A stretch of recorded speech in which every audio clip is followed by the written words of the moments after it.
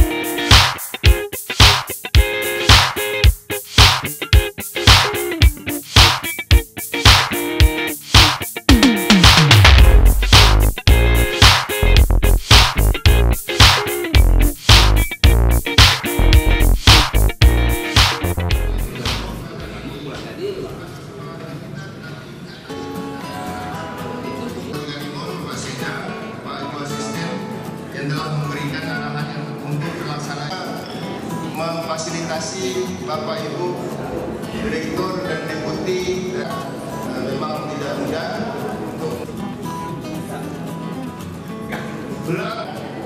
berkenan hendaknya Bapak Bupati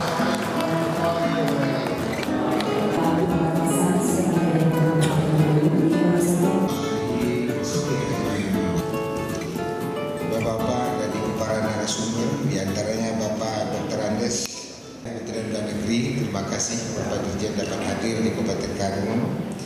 Kemudian Transmigrasi PDEPT, kemudian waktu juga Bapak Gatot Yan Rian Nasional Pelan Perbatasan PMPP, terima kasih juga Bapak dapat hadir. Kemudian ada Ibu Entatarina Simanjuta STM Plan mengisi sesi yang terakhir. Kemudian yang kami hormati tentunya rekan-rekan Forum Koordinasi Pembinaan. Di kesempatan yang penuh dengan kebahagiaan keberkahan ini, mari bersama-sama kita memanjatkan puji dan syukur kepada Allah Subhanahu wa taala Tuhan Yang Maha Esa karena limpahan rahmat hidayah dan inayahnya pada pagi hari ini berkumpul kita sejenak di ruangan serbaguna dalam rangka kegiatan Forum Fokus Group Discussion atau FGD yang diselenggarakan oleh pemerintah daerah bersama dengan Kementerian Dalam Negeri Republik Indonesia yang kita mengundang berbagai narasumber, dan mudah-mudahan kegiatan dilaksanakan pada hari ini akan memberikan pencerahan dalam rangka kita untuk membangun Kabupaten Karimun yang kita cintai ini. Selawat piring salam tidak lupa kita hadiahkan junjungan kita Nabi besar Muhammad sallallahu alaihi wasallam dengan ucapan Allahumma sholli ala sayyidina Muhammad wa ala sayyidina Muhammad.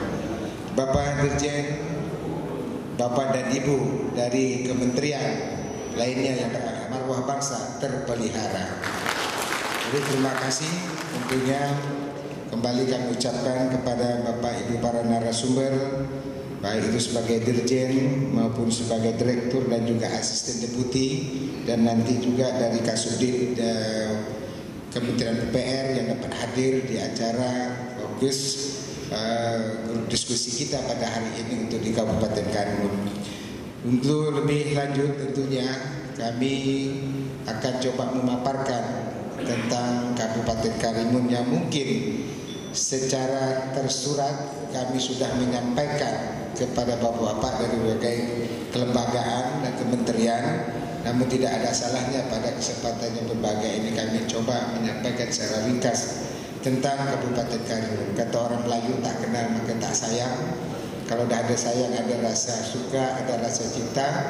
Mudah-mudahan dengan pemaparan ini nantinya akan terbuka pikiran Bapak Dirjen, Bapak Direktur, Bapak Deputi untuk memprogramkan, sehingga mudah-mudahan program-program dari kelembagaan kementerian itu akan dapat diberikan bagi Kabupaten Karimun merupakan daerah terluar, daerah perbatasan, yang merupakan bagian kabupaten kota yang ada di Provinsi Kepulauan Riau. Pertama, kita melihat bahwa di Kabupaten Karimun ada di depan bahwa wilayah Kabupaten Karimun tadi sudah saya jelaskan berada di posisi yang sangat strategis, diapit dengan dua negara, Singapura dengan Malaysia, yang dilintasi perairan yang terpadat, ya. Perairan yang terpadat itu Selat Phillip dan Selat Melaka, yang satu hariannya itu puluhan atau ratusan kapal, kurang 243.834 yang tersebar di 12 kecamatan, 42 desa, 29 kelurahan, ya. Di mana untuk pertumbuhan ekonomi kita, karena kita sebagai daerah pelabuhan dan perdagangan bebas, pernah puncak tertinggi pertumbuhan ekonomi kita di tahun 2013, 14, 15 itu 7,26. Namun saat ini dengan pengaruh ekonomi secara global terjadi penurunan di tahun 2016, yaitu terakhir adalah 1,68. Tetapi hasil sensus ekonomi yang dilakukan oleh BPS ini terjadi penurunan 2017 ke 2018 itu sebenarnya 5,9 akibat berbagai persoalan-persoalan secara global yang dialami. Namun secara pertumbuhan untuk tingkat nasional kita masih di atas pertumbuhan ekonomi nasional, dan untuk tingkat pertumbuhan di provinsi. Kemudian dapat kami sampaikan beberapa usulan kebutuhan infrastruktur pemerintah melalui Dirjen BAK Mendagri, diantaranya adalah pembangunan kantor desa itu untuk di Kecamatan Belah itu ada 2. Kemudian ada pembangunan gedung serbaguna itu di Belah juga ada 2. Kemudian di Kecamatan Moro ada pengajuan untuk kantor desa dan juga untuk kantor kelurahan. Dan kemudian ada gedung serbaguna untuk masing-masing desa itu ada jumlahnya ada 15 programnya. Kemudian Kecamatan Karimun untuk kantor desanya ada 1, untuk gedung serbagunanya ada 2, jadi ada 3 kegiatan yang kita ajukan. Kemudian Meral juga demikian, itu ada 6 kegiatan. Kemudian Kundur Utara itu ada 4. Kemudian Ungar itu ada 3 untuk gedung serbagunanya bagi desa-desa. Kemudian Dinas Sosial ada pembangunan untuk gudang logistik.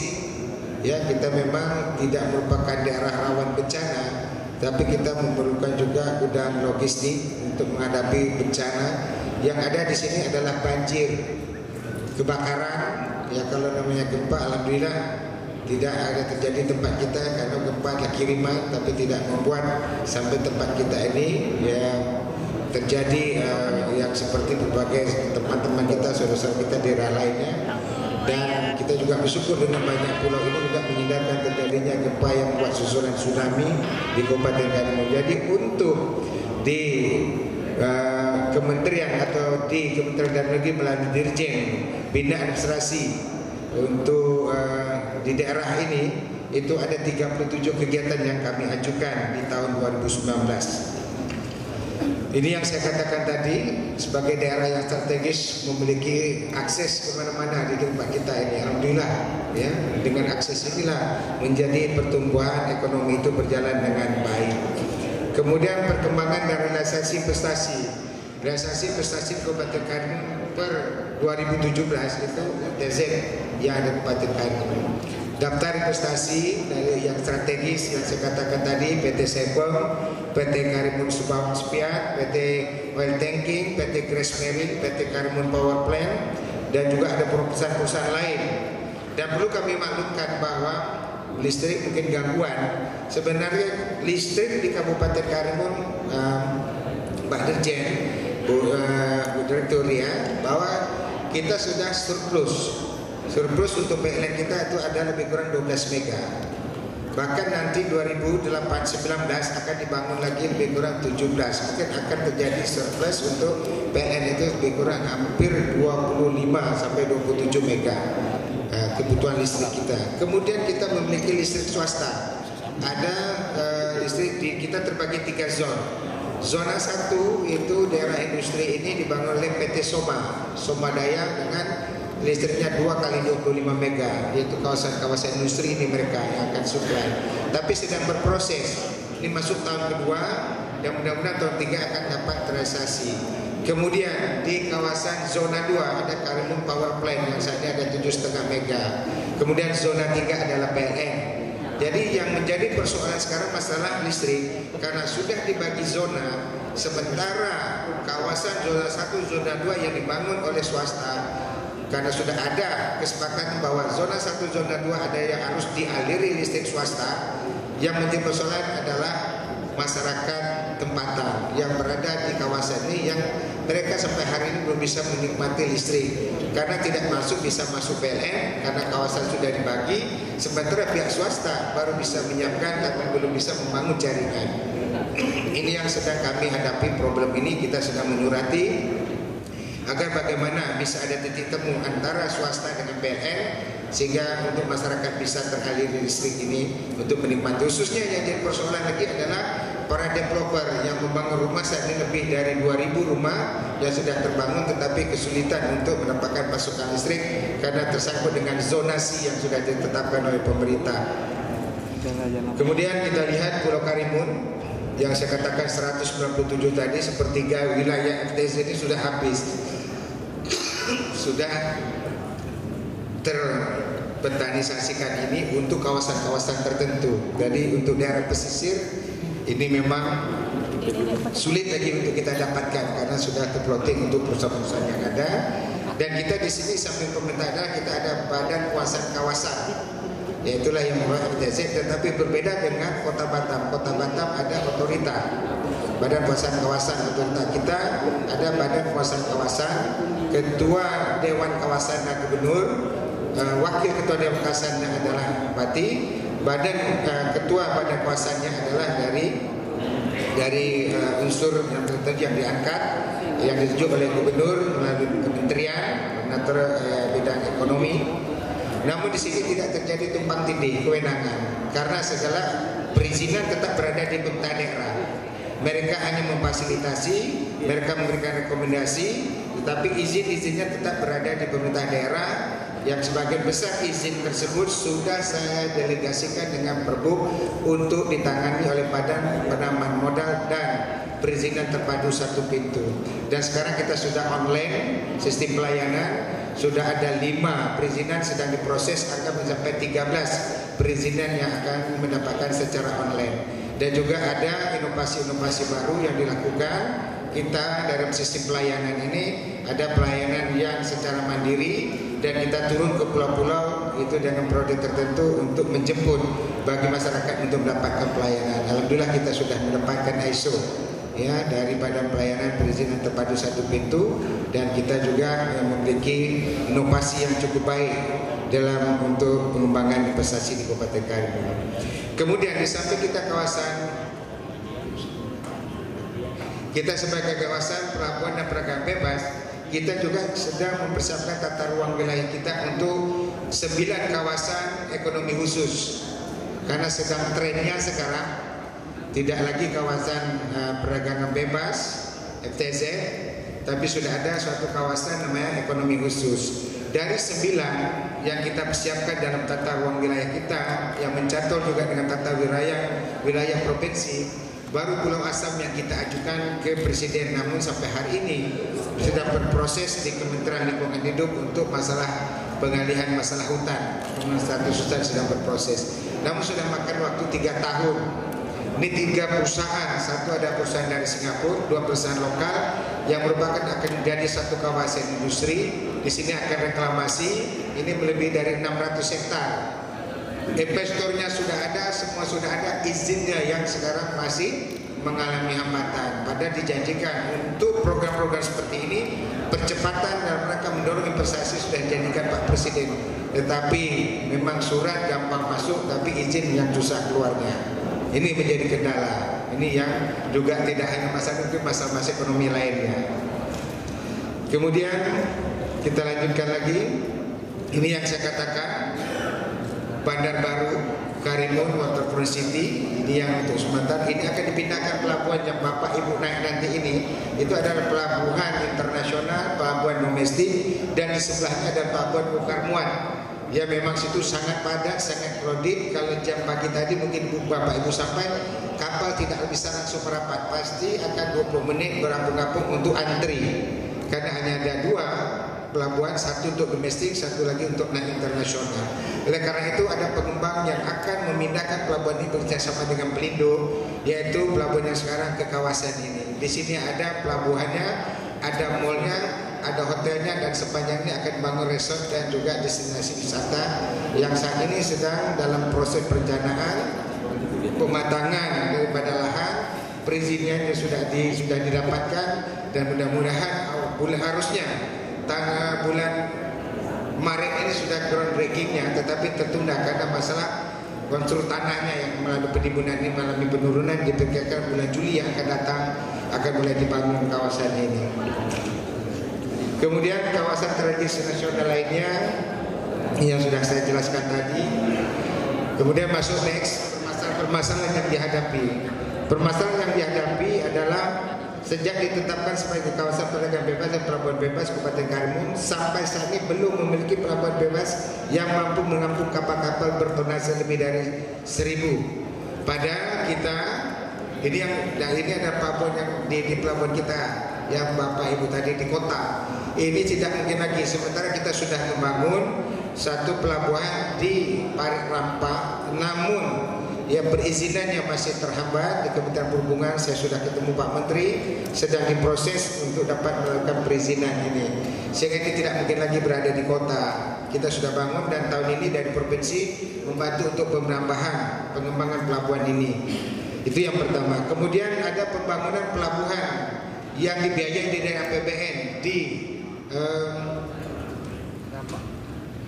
Malarko namanya. Sudah investasi lebih kurang hampir 300 miliar, namun terhenti 2 tahun ini. Tapi tahun ini kami mintakan kemarin melalui Bapak Menteri, kita audiensi, itu akan dilanjutkan lagi pada tahun ini, sehingga pelabuhan yang ada di Malarko itu bisa akan dapat diselesaikan.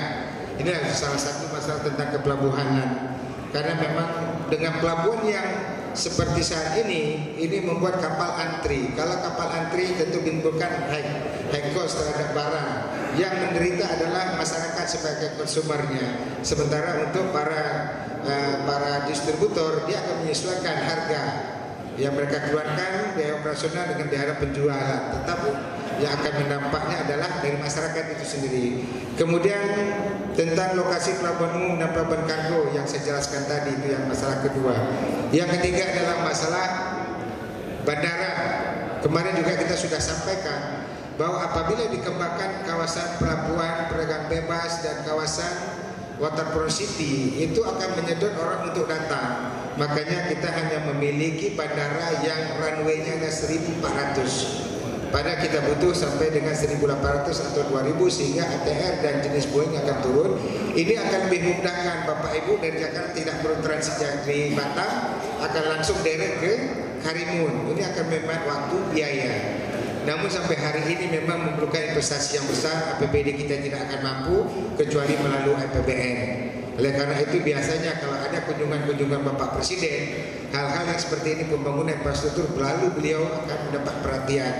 Kami berharap mudah-mudahan nanti pada saat pencanangan kawasan ekonomi khusus di kawasan Kepri, termasuk Tanjung Sau dan termasuk kita di Karimun, untuk pembangunan jembatan Bintan dan Batam, kalau Presiden datang mudah-mudahan akan tersentuh, akan terbantikan tentang pembangunan bandara. Kita sudah hadap dengan Pak Menteri, tapi keuangan APBN ini di Kementerian Perhubungan yang sangat terbatas, kecuali lahir dari kebijakan Presiden dengan PP-nya tentang pembangunan bandara ini. Saya yakin sementara Lentung juga bisa, kawasan Indonesia Timur juga bisa.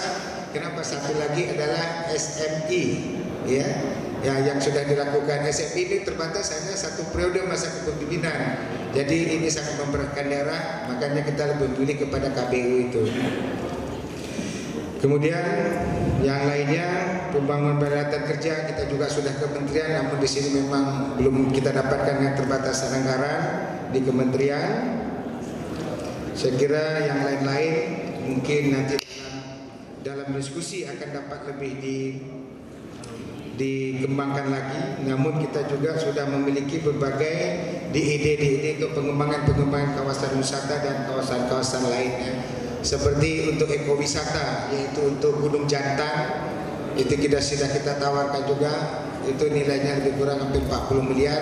Kita punya gunung, kita punya alam yang baik, tapi belum tereksploitasi dengan baik karena menyangkut dengan masalah hutan lindung. Sebenarnya hutan lindung bisa dimanfaatkan untuk wisata ekowisata, yang artinya tidak berubah, hanya menambah dengan spot-spot tertentu yang sudah kita rencanakan.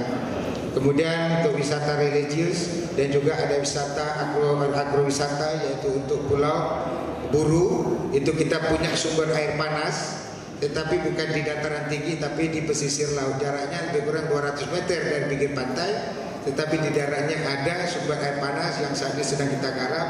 Bahkan dari kementerian, saya lupa kemarin, ada dapat untuk pembangunan resort, untuk pembangunan listrik, dan APBD kita sedang kita garap untuk pembangunan di sana. Dan kita akan jadikan daerah itu wisata agrowisata.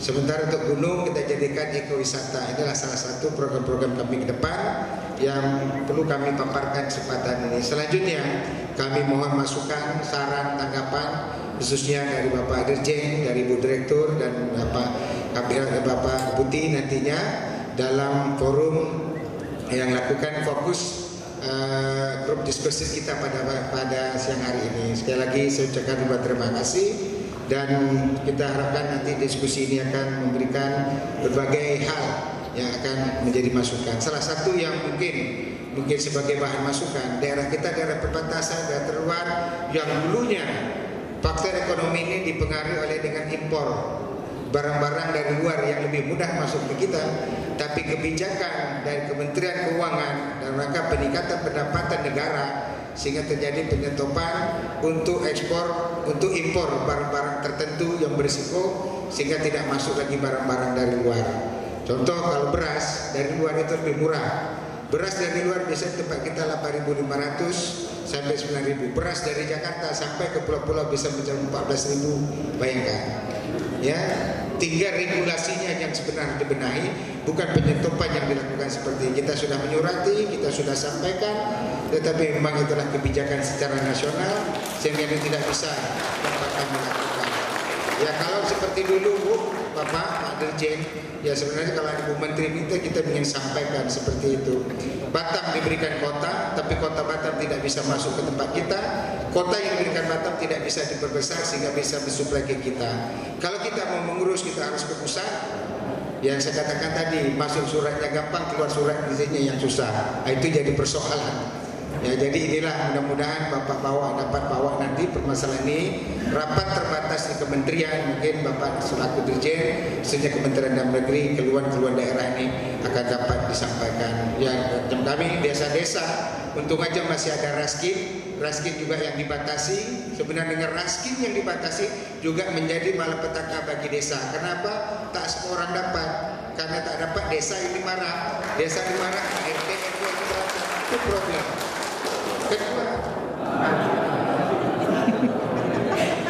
Yang kedua Pak Dirjen, di samping raskin juga mengenai masalah untuk bantuan-bantuan untuk dari program-program yang di nasional. Kita mengajukan daftar nama yang dibuat oleh RT, RW, lurah, oleh desa itu sudah kita sampaikan. Tapi kadang-kadang turun dengan nama-nama yang berbeda, kadang-kadang nama tidak sesuai. Itu juga problem. Apa salahnya yang kami usulkan, yang kami sahkan, itulah yang harusnya disetujui. Bukan di sana mengacak lagi sehingga yang turun kadang tidak tepat pada objeknya, sehingga itu jadi juga persoalan. Yang ketiga juga di Kementerian Desa mengenai masalah dana desa. Dana desa yang sekarang besar, yang dimiliki, yang diterima, dana desa itu sudah ditentukan dari pusat. Kemudian ada alokasi dana desa yang diberikan oleh pemerintah daerah sesuai dengan Undang-Undang Nomor 6 10%. Itu sudah kami penuhi. Artinya desa sudah mengelola dana desa dan alokasi desa lebih dari 2 miliar. Yang jadi persoalan aturan-aturan yang selalu berubah-ubah sehingga menimbul kesulitan, dan sampai hari ini dari 42 desa yang mengajukan baru ini Pak Kades, dari 42 desa dana desa dan alokasi dana desa baru lebih kurang Pak Wedi 15 yang baru cair sampai dengan triwulan masuk triwulan kedua saat ini. Ini juga jadi problem Pak Kades yang mudah-mudahan dengan aturan-aturan jangan selalu berubah-ubah sehingga membuat bingung kita yang ada di bawah ini. Oleh karena itu Pak Kades jangan bingung-bingung, apa adanya ajukan saja. Yang penting penggunaannya sesuai dengan aturan. Betul kan? Ya. Untuk pengawasan juga banyak. Pengawasan pendampingan ada dari kepolisian, ada dari kejaksaan, ada dari BPKP, ada dari inspektorat, dan juga ada pengawasan dari masyarakat. Kemarin kita sudah duduk, kita sinergiskan antara BPKP, kejaksaan, kepolisian, pemerintah daerah. Kita sudah duduk, kita sudah bicarakan, insya Allah pendampingan, pengawalan dana desa, organisasi desa di Kabupaten Karimun sampai dengan tahun ini berjalan dengan baik, dan alhamdulillah kepala desa akan merasa nyaman. Sampai hari ini tak ada kepala desa yang mundur gara-gara mengelola dana desa dan alokasi dana desa. Ada yang mundur tak? Ada yang mundur? Alhamdulillah, berarti sanggup dan mampu melaksanakan. Terima kasih. Sekali lagi kurang lebih mohon maaf. Kalau tadi diawali dengan pantun, saya tutup dengan sebaik pantun. Negeri berazam diberi nama, bersih menjadi ikrar semua. Dengan FGD dapatlah bersama membangun Karimun perbatasan negara.